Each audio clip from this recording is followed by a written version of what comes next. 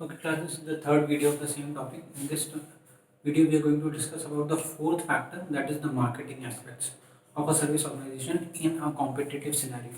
अब फंडामेंटल चीज़ देखिए, समझो कि जब हम सर्विस सेक्टर की बात कर रहे हैं तो यहाँ पे ट्रेडिशनल मार्केटिंग वाली जो एक्टिविटीज़ होती हैं, जैसे कि रिसर्च, मार्केट रिसर्च करना, एडवर्टीजमेंट कैंपेन्स का होना, प्राइसिंग से रिलेटेड जो भी इशूज़ है जो हमने यूनिट 3 में डिस्कस करा उनके बारे में डिस्कस करना, पर्सनल सेलिंग एक प्रोफेशनल सेल्स फोर्स के द्वारा होनी चाहिए, ये सारे एस्पेक्ट्स को कवर करना, सेल्स प्रमोशन के एस्पेक्ट्स को कवर करना, ऑनलाइन एक्टिविटीज़ को कवर करना, ये सारे एस्पेक्ट्स तो होते ही हैं किसी भी सर्विस ऑर्गेनाइजेशन के जब भी हम बात करें। ये ट्रेडिशनल एक्टिविटीज़ लेकिन सफिशिएंट नहीं होती हैं कभी भी एक सर्विस सेक्टर की ऑर्गेनाइजेशन को कंपटीशन में हमेशा सर्वाइव करने के लिए। इनके साथ में हमें कुछ एक्स्ट्रा एफर्ट्स डालने पड़ते हैं जिससे कि वो कंपटीशन को आउटबीट कर पाए या आउटग्रो कर पाए। अब ये एक्टिविटीज़ क्या होता है, हमेशा ध्यान रखना, एक्सचेंज हमेशा कॉन्टैक्ट ऑन रेगुलर बेसिस होता रहना चाहिए कस्टमर और सर्विस प्रोवाइडर के बीच में। अब ये एक्सचेंज होना चाहिए गुड्स का, सर्विसेज का, कुछ भी इंफॉर्मेशन हो, फाइनेंशियल इंफॉर्मेशन हो, या फिर ऐसे ही जैसे सोशल गैदरिंग्स होनी चाहिए। ऐसे प्लेटफॉर्म्स रेगुलरली टच होते रहने चाहिए जहाँ पे कि हमेशा कस्टमर कॉन्टैक्ट में आता रहे सर्विस प्रोवाइडर से।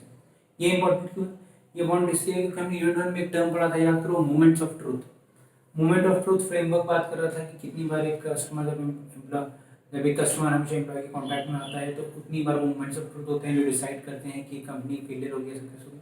तो जितनी बार तुम ये मोमेंट्स ऑफ ट्रूथ को रेगुलरली दोबारा से ला पाओगे उतनी बार तुम अपडेट रह पाओगे इन्फॉर्मेशन से रिगार्डिंग कि आज के डेट में एक कस्टमर को मार्केट में क्या चाहिए एक सर्विस प्रोवाइडर से।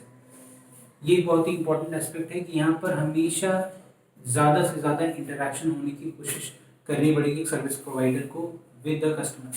अब लेकिन यहाँ पे एक फंडामेंटल चीज़ और भी समझो कि जब भी हम बात कर रहे हैं सर्विस की, तो सर्विस में एक मूवमेंट ऑफ ट्रूथ फ्रेमवर्क की जो हमने बात की, इसके अलावा एक चीज़ होती है कि किसी भी सर्विस ऑर्गेनाइजेशन में एक फुल टाइम मार्केटर्स होते हैं जो कि ये सारी ट्रेडिशनल एक्टिविटीज़ को परफॉर्म कर रहे होते हैं, लेकिन इसके साथ में बहुत सारे पार्ट टाइम मार्केटर्स भी होते हैं। पार्ट टाइम मार्केटर्स का मतलब वो एम्प्लॉयज जो मार्केटिंग की कोर एक्टिविटीज़ में इन्वॉल्व नहीं है, वो प्रोडक्शन या फिर बाकी एक्टिविटीज़ में इन्वॉल्व, लेकिन वो इस ऑर्गेनाइजेशन के लिए सर्विस सेक्टर में स्पेशली वो पार्ट टाइम मार्केटर्स ही हैं, क्योंकि सर्विस में हर जो एम्प्लॉय है वो डायरेक्टली कहीं ना कहीं कस्टमर की बहुत क्लोजली कॉन्टैक्ट में आ रहा है उसके जो भी वो काम कर रहा है उससे।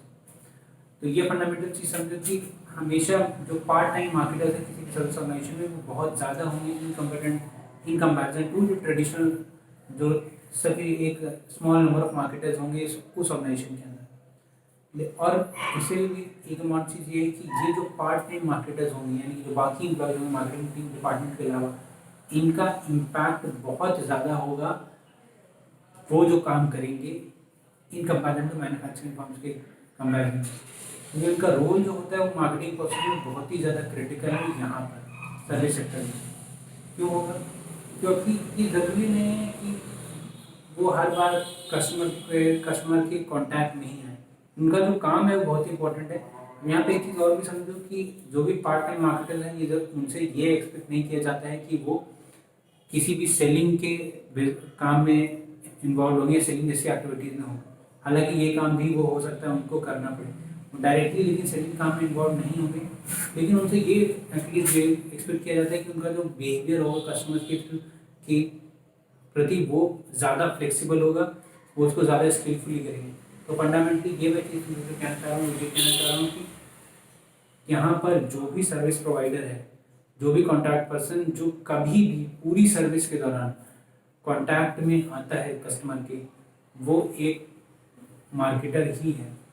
और ये चीज़ हमेशा कंपनी को बहुत अच्छी तरह ध्यान रखना होगा। फॉर एग्जाम्पल एक उबर ड्राइवर जो है वो क्या है, वो तुम्हारे लिए एक ऑपरेशंस का बंदा नहीं है जो ट्रांसपोर्ट करने के लिए एक लोकेशन से वाई लोकेशन तक लेके जाता है।